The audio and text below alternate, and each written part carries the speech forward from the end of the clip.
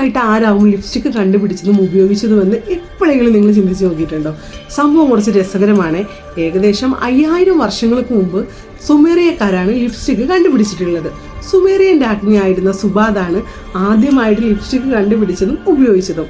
ഈയവും വിലപിടിപ്പുള്ള രത്നങ്ങളും കല്ലുകളും എണ്ണയും ഒക്കെ മിക്സ് ചെയ്തിട്ടാണ് ആദ്യമായിട്ട് ലിപ്സ്റ്റിക്ക് ഉണ്ടാക്കിയതും ഉപയോഗിച്ചതും. പിന്നീട് പുരാതന ഈജിപ്തുകാർ ഇതൊന്നുകൂടെ പ്രചാരത്തിൽ കൊണ്ടുവന്നു.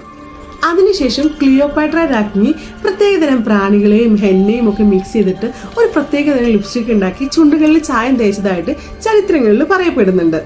പുരാതന ഈജിപ്തുകാർക്ക് കേവലം ഇതൊരു സൗന്ദര്യവർദ്ധക വസ്തു മാത്രമായിരുന്നില്ല, അവരുടെ സാമൂഹ്യ പദവി നിർണ്ണയിക്കുന്നതിൽ മുഖ്യ പങ്ക് വഹിച്ചിട്ടുണ്ട് നമ്മുടെ ഈ കുഞ്ഞൻ ലിപ്സ്റ്റിക്. ഏകദേശം 3000 BC കാലഘട്ടത്തിൽ സിന്ധു നദീതട നിവാസികളും ചുണ്ടുകളിൽ ചായം പൂശിയതായിട്ട് ചരിത്രങ്ങളിൽ പറയുന്നുണ്ട്. അപ്പോൾ നമ്മുടെ ഈ കുഞ്ഞൻ ലിപ്സ്റ്റിക്കിന് ഒരുപാട് ചരിത്രം നമ്മളോട് പറയാനുണ്ട്.